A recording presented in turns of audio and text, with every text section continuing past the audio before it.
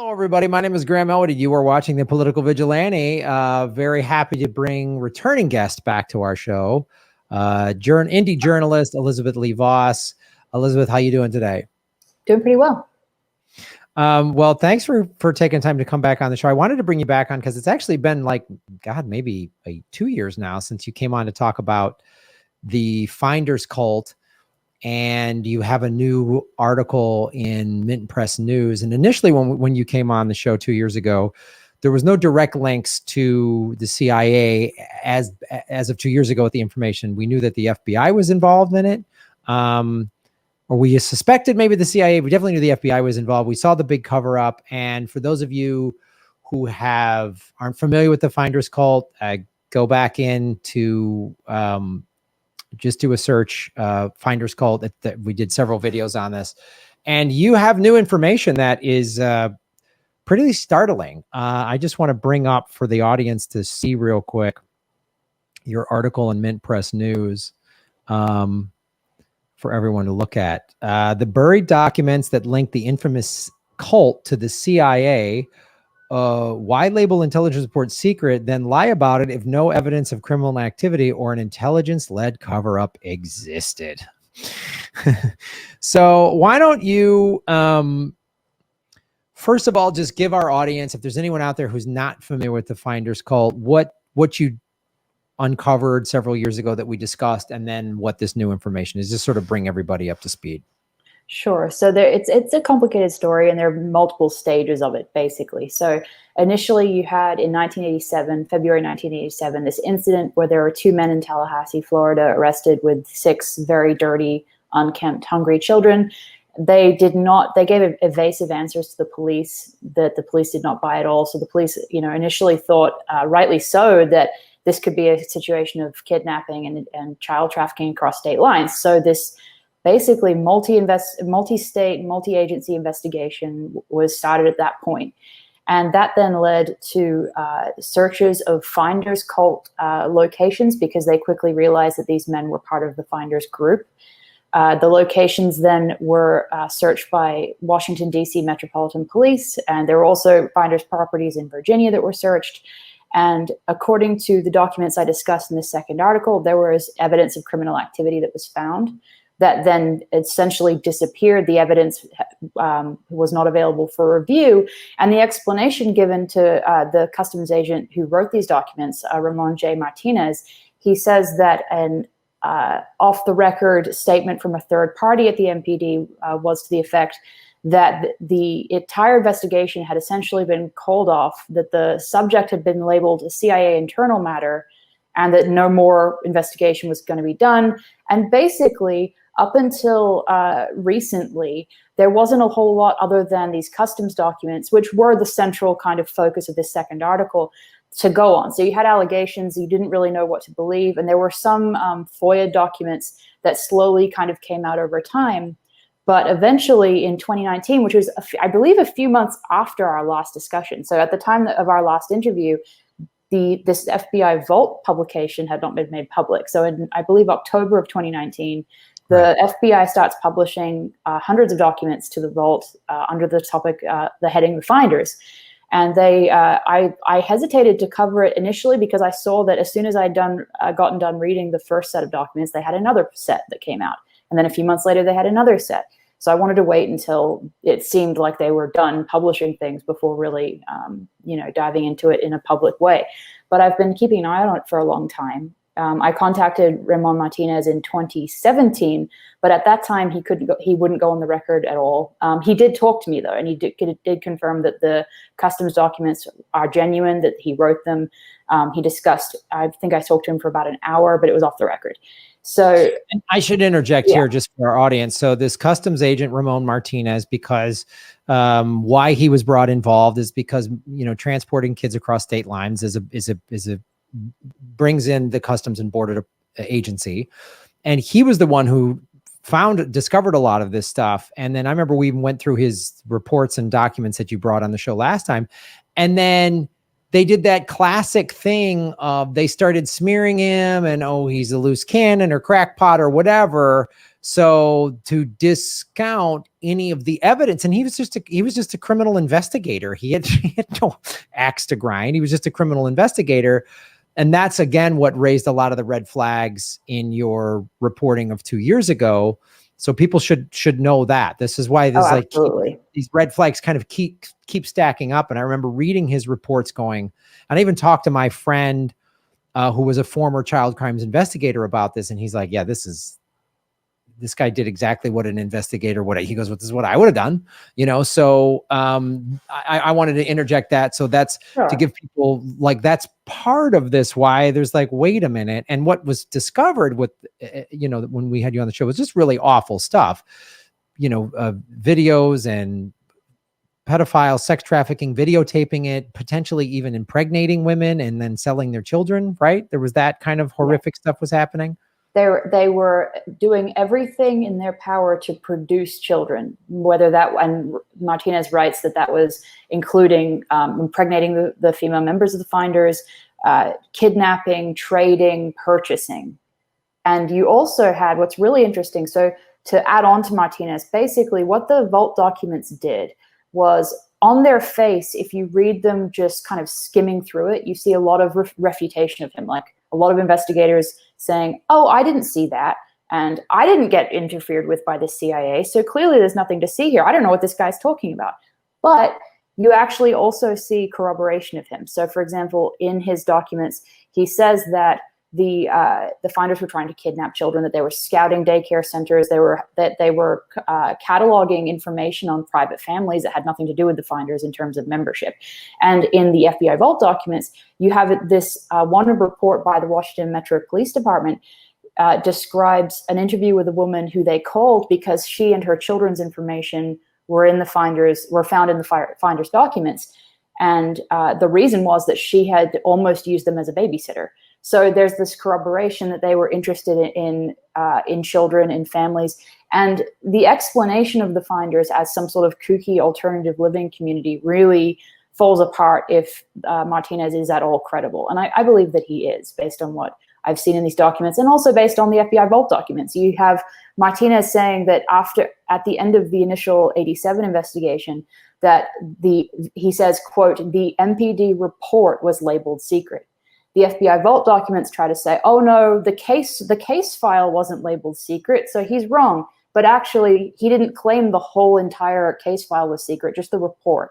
And there are multiple reports by the MPD that are secret. The synopsis is labeled secret. Multiple different reports are secret, as are the FBI field office, the Washington Metro field office documents that cover those reports. So when they're doing their inquiry, which came later in 1993, we haven't talked about that yet, but basically there was so much controversy around the initial 87 investigation going nowhere that eventually the Department of Justice said, okay, well, let's do an inquiry about whether there was a CIA cover-up.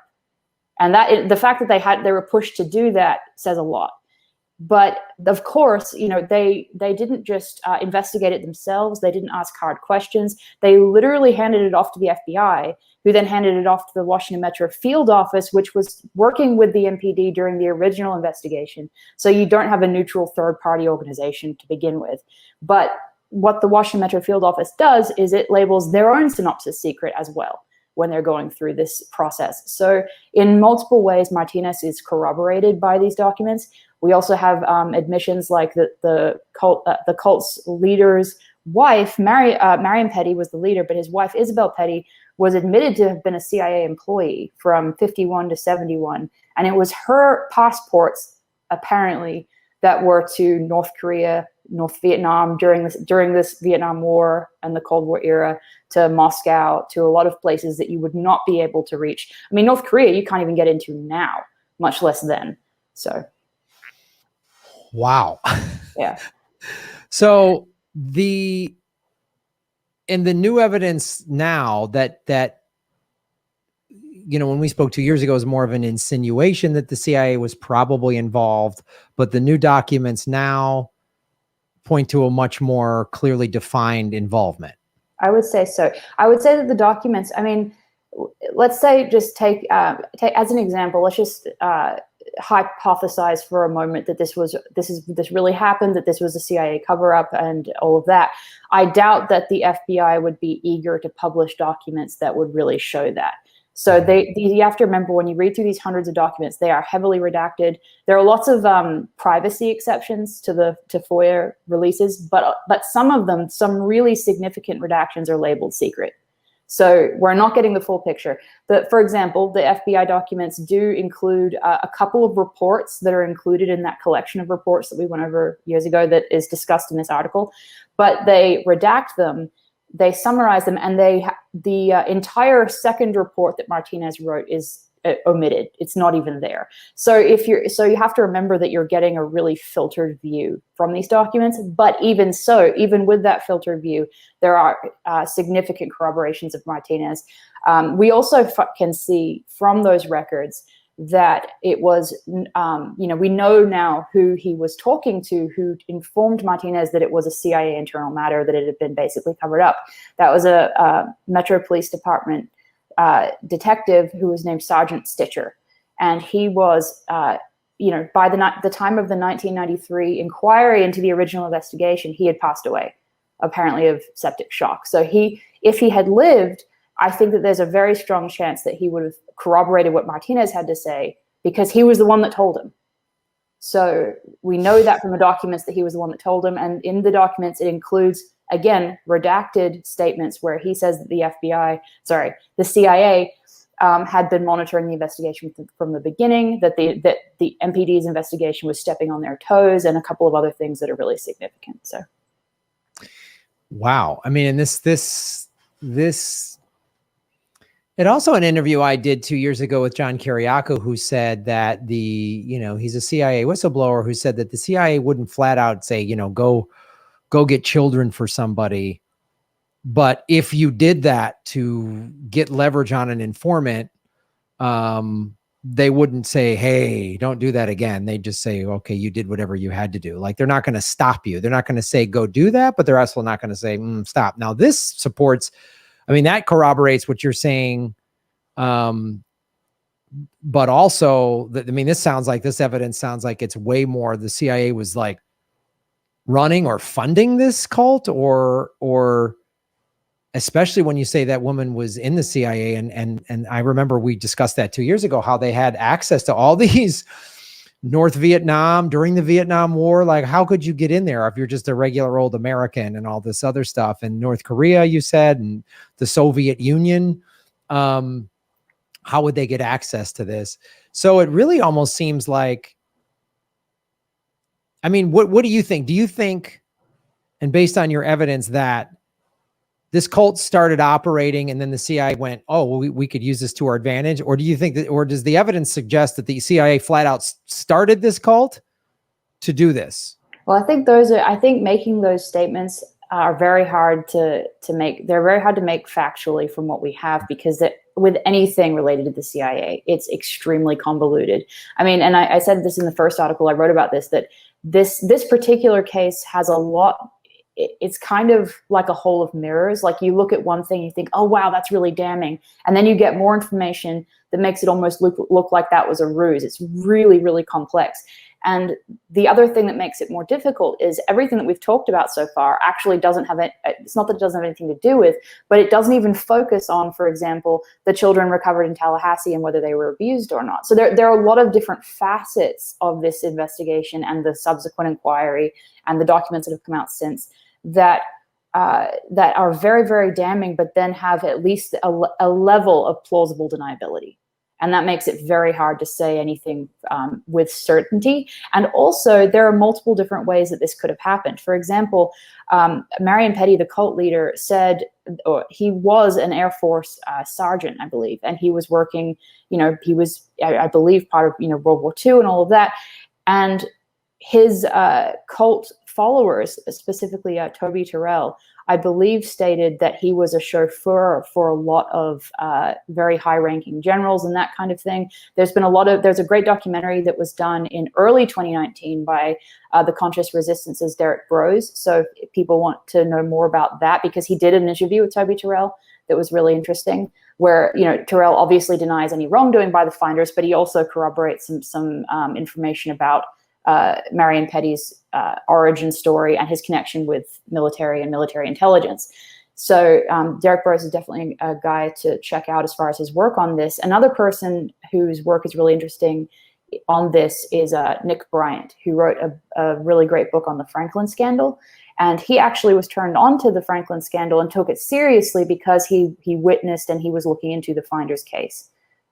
So he's another scandal.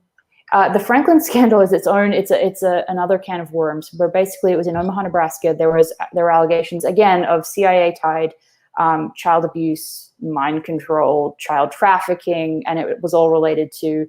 It was tied in with Iran-Contra. Whitney Webb's touched on it a little bit in her discussion and investigations of Epstein, that there are some figures involved with Epstein that tie back to that. So, and it's all in the same era. So, again, it's very difficult to state, like, you know, the CIA founded this organization or the organization was kind of co-opted by the CIA.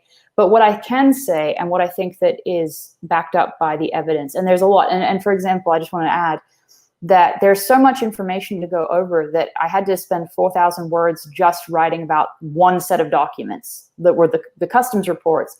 I'm going to have to go write more articles to look into and explain some of these other aspects of it, like going in depth on the CIA ties, going in depth on assessing the allegations of child abuse, and specifically the child abuse allegations relating to Tallahassee. So, but what we do see in the FBI vault documents is that the finders are assessed as having started as a hippie group.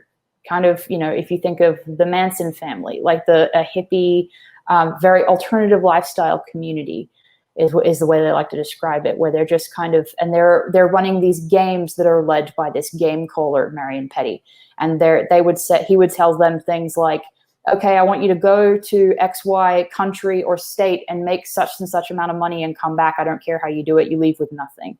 He would reportedly try to basically make his followers act like children, like think like children, in order to achieve whatever these games were that he was playing. But what we see in Martinez's documents is that these games are much more like spy operations, that they're labeled operations. There's operations labeled Pentagon break-in. They're interested in terrorism and explosives. So whether they began as a CIA operation or whether they developed or were co-opted into one is something that I don't think can be determined with the evidence available, but that there was an intelligence link, that they were acting much more like a spy ring than a hippie commune is, I think, undeniable.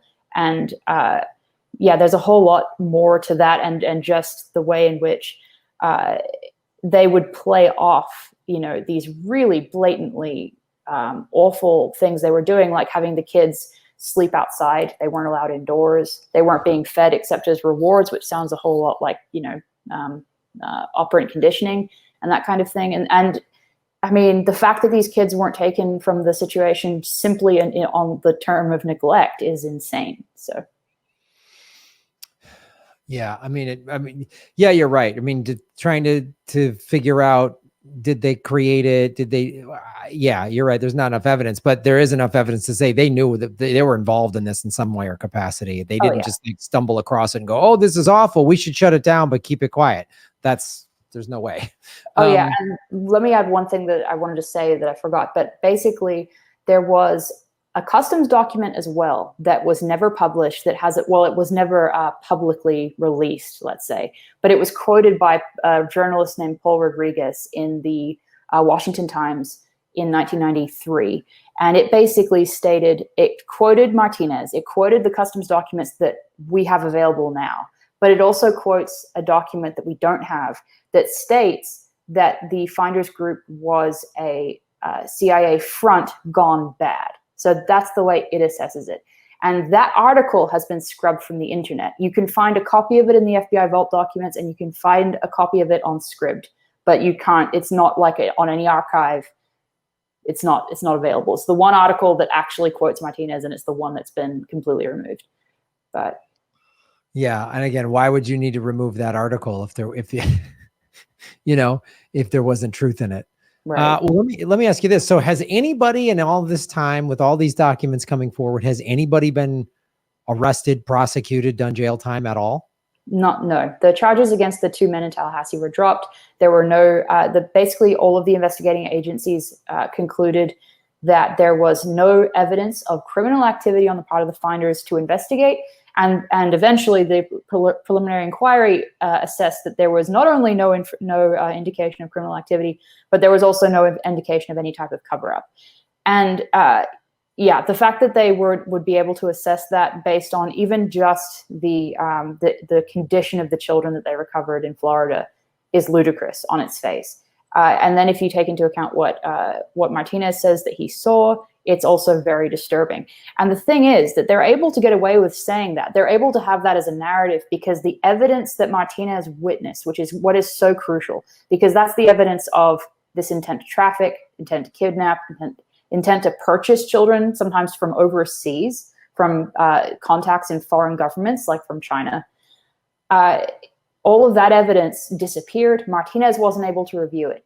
And so the FBI vault documents go to efforts to say, oh, well, because there was no evidence of criminal activity, and Martinez is basically making this up, the material was returned to its owners and or destroyed. It has conflicting reports on exactly how that happened, because it also says, oh, well, we sent the evidence to Tallahassee for their investigation. And Tallahassee's like, well, no, they returned it to the owners up in DC. And it goes into a bit of conflict there on the details. But not only do we not have the evidence itself when the 1993 inquiry happens, we also don't have any descriptions of the evidence. And even the FBI vault documents, the WMFO, Washington Metro Field Office, admits that. They say we have no descriptions. We have an MPD officer telling us that photographs were taken of the evidence, that detailed intake forms were filled out, and yet we don't have it. And MPD won't send us anything except the actual search warrants, which had very bare bones descriptions of like assorted papers, assorted photographs, no description of what those documents said or what the photographs were of. That's all we have.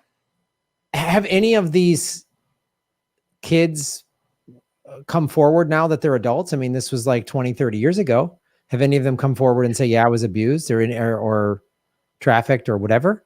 No, and that's another one of the aspects of this case that makes it so difficult to cover. And I think it's one reason that a lot of journalists, even independent journalists, haven't. And I mean, that's a really huge, significant aspect of it is these kids did not come forward as adults and say, hey, I was trafficked.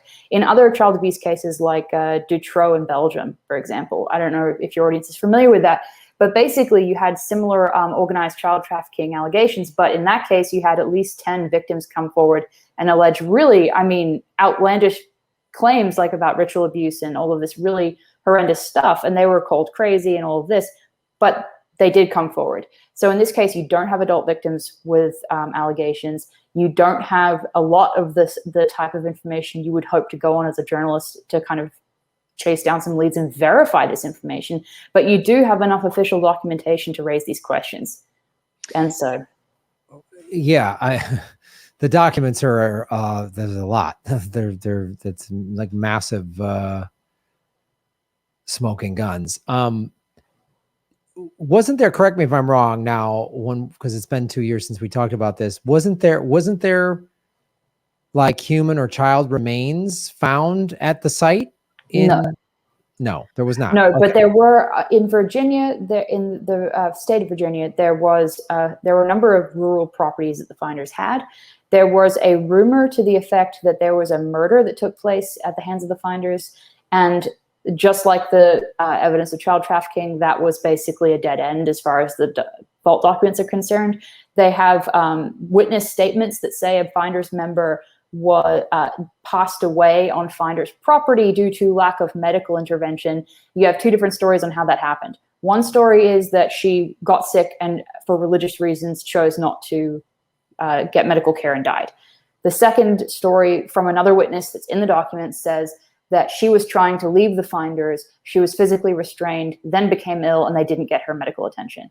And that death was never investigated by authorities. So you just have nothing to go on. But they did not recover bodies at the rural properties. But they did, according to Virginia State Police, in the FBI vault documents, they found cages that witnesses said children were kept in when they were on the property. Yeah, so there's no kids that have ever been released or recovered or saved or anything like that, and there's no adult kids coming forward, and no one's been charged with anything. And we And don't know how many kids they had, because in the customs documents, basically Martinez also says that there were messages telling finders members to move, quote, the children in the night after this incident happened, before the search warrant was in effect at those properties. They had already gotten information that it had happened. They were highly technologically they were ahead of their time technologically. So they had an early kind of version of the internet where they were connecting computers together. So they found out very, very quickly about the arrest, and they were telling each other, move an unknown number of children. And they had instructions on avoiding police detection and continuing to move through different jurisdictions. So again, so we don't know how many children they actually had custody of at the time. In your conversations with the customs officer, Ramon Martinez, does he ever expressed any like, I'd like to get this reopened, or is he just, do you feel like he's been threatened and smeared so much that he's kind of like, I don't want to talk about this anymore? Or what was your sense in your conversations with him?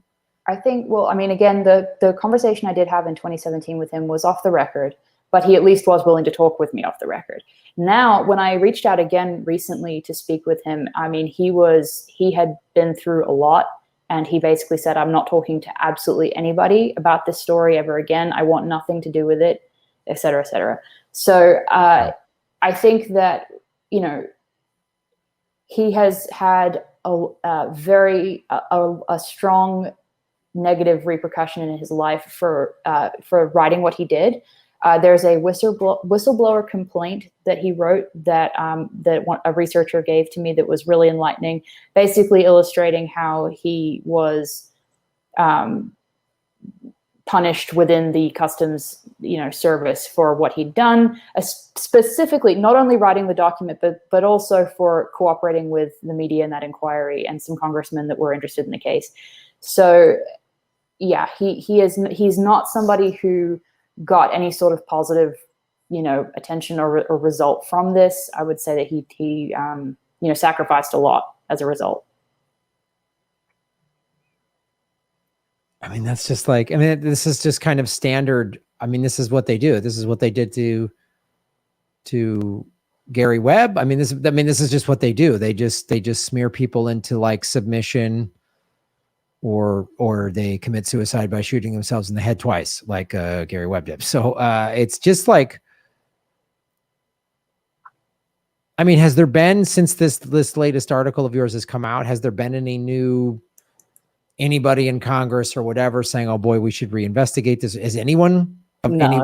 No, not at all. No, of course not. And I mean, in 2019, when the Vault documents came out, there was a lot of attention, I think, from the alternative media community around it. But the interesting thing is, the only corporate media article that covered it that I'm aware of at the time in 2019 was a Vice article that called it the case the ground zero for the Pizzagate and QAnon conspiracy theories. And the entire article was just basically like, if you're interested in this, you're an alt-right conspiracy theorist, and look no further. So yeah, and that's I talked about it on the show. That was my fear, and it's been realized after the January 6th Capitol attack that they're going to just use that, which was awful, and there should be investigations, but they're going to use that as like anything they're going to just call a QAnon. Any video about Epstein, you're a QAnoner. Finders called, you're a QAnoner.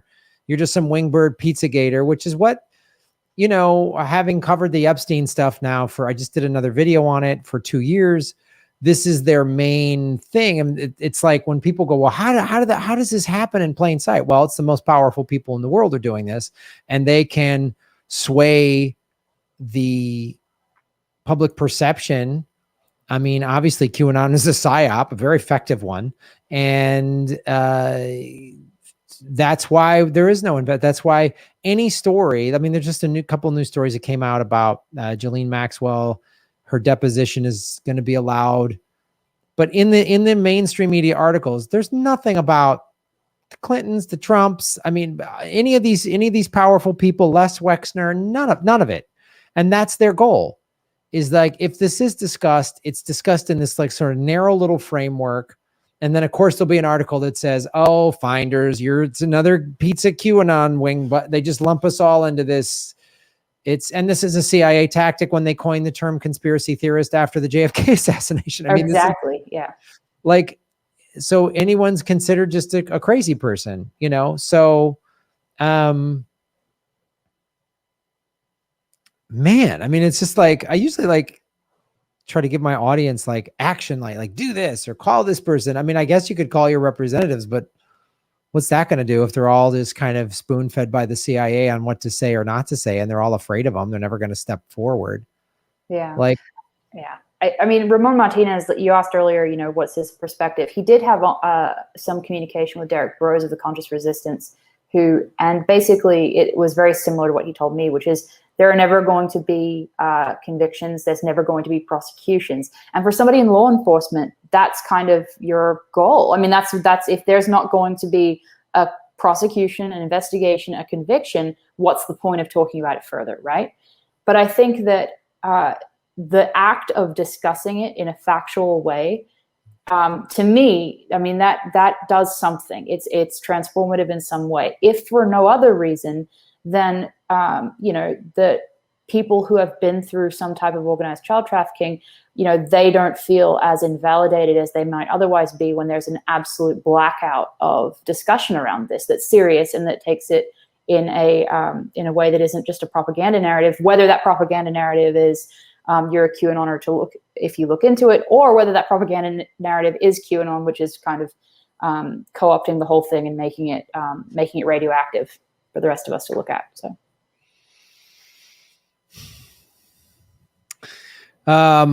yeah, that's perplexing. I mean, it's well, yeah, I'm just sort of at a loss here because it's like so profound what you have uncovered. And then it's like deliberately, it's like the end of Raiders of the Lost Ark, where they just kind of put it in that giant warehouse. Right, exactly. Good. You know, good luck for watching, everybody. Please hit the like button, the subscribe button. Go to patreon.com/Graham Elwood and rockfin.com/Graham Elwood, where you can support the show. Also, I have a Bitcoin wallet, a Bitcoin Cash wallet, and an Ethereum wallet in the show notes. We're taking cryptocurrency. I have a Coinbase affiliation link. We're going to be getting on some other exchanges. So that's how you support the show. Make sure you hit the subscribe button. YouTube is unsubscribing us at an alarming rate.